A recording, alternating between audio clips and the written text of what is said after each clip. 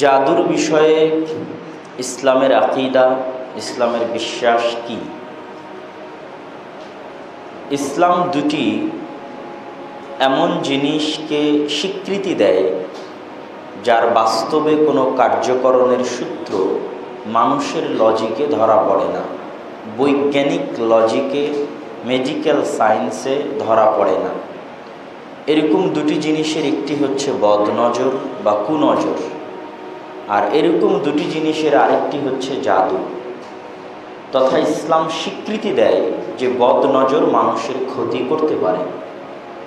ইসলাম স্বীকৃতি দেয় যে জাদু কার্যকর হতে পারে।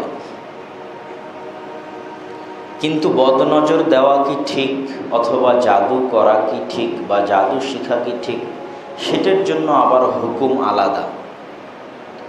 কিন্তু প্রথম পয়েন্ট হচ্ছে জাদু এবং বদনজর মানুষের উপর কার্যকরী হতে পারে।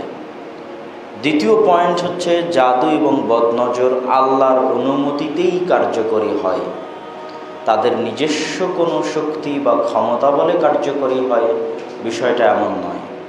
পৃথিবীতে সব কিছুই যেমন আল্লাহর অনুমতিতে সংঘটিত হয়, এটাও আল্লাহ সুবহানাহু ওয়া তাআলার অনুমতিতে সংঘটিত হয়।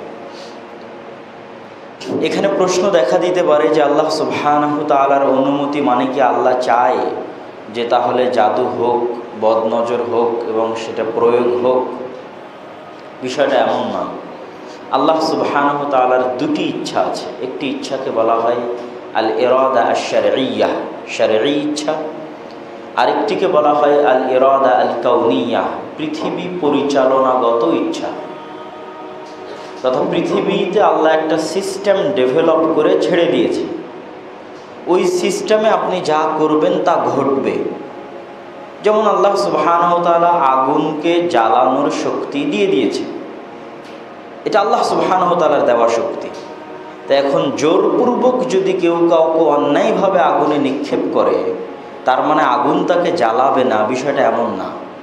তখনও আগুন তাকে জ্বালিয়ে দেবে। কিন্তু আগুন কি তার নিজের শক্তিতে জ্বালাচ্ছে? আগুনকে জ্বালানোর শক্তি কে দিয়েছে?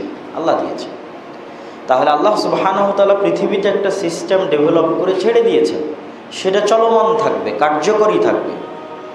যেমন আমি যখন গান শুনছি তখন কি আল্লাহ আমার কানকে বধির করে দেন না।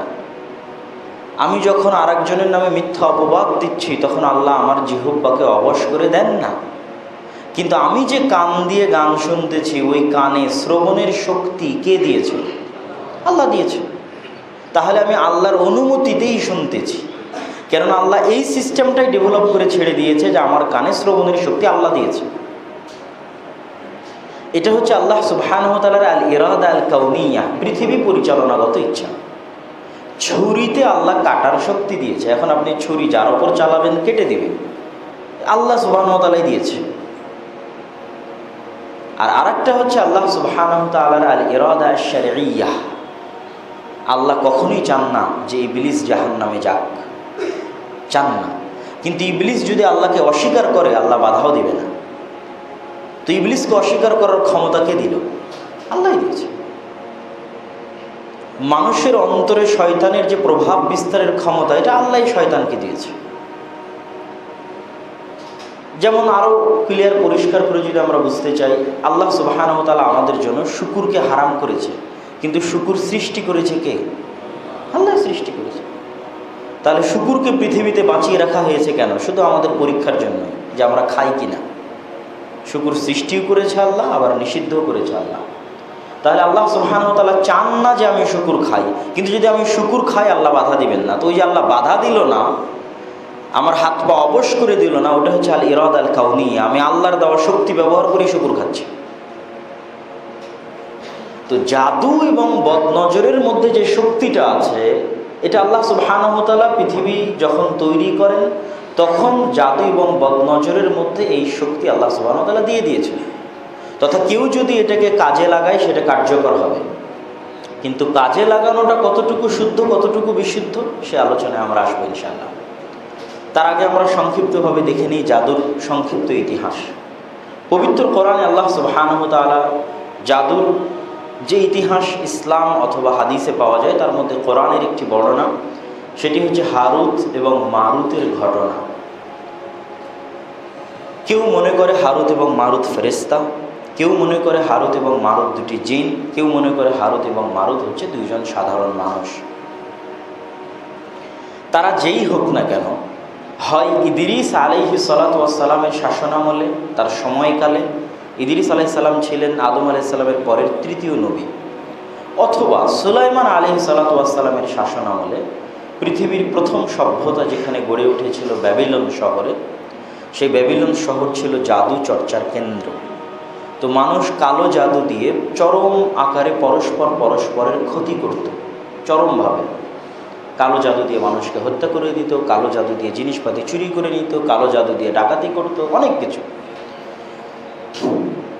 কালো জাদু দিয়ে সন্তান বন্ধ করে দিত, কালো জাদু দিয়ে সকল রকমের অনিষ্ট সম্পাদন করত।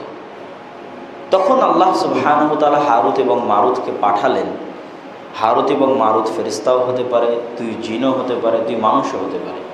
পরীক্ষা স্বরূপ পাঠালেন, যারা মানুষদেরকে বলতো যে আমরা তোমাদেরকে ভালো জাদু শিক্ষা দিব, যেই ভালো জাদু দিয়ে তোমরা কালো জাদু থেকে বাঁচতে পারবে। তবে জেনে রাখো, ইন্নামা নাহনু ফিতনা, আমরা হচ্ছি ফিতনা। তোমরা যদি এই জাদুকে খারাপভাবে প্রয়োগ করো তাহলে তোমরা কুফরি করবে, পথভ্রষ্ট হবে। এটা বলে তারা মানুষকে শিখাতো, কিন্তু মানুষ তাদের কাছ থেকে শিখে ওই জাদু পুনরায় খারাপ কাজেই ব্যবহার করতে লাগলো।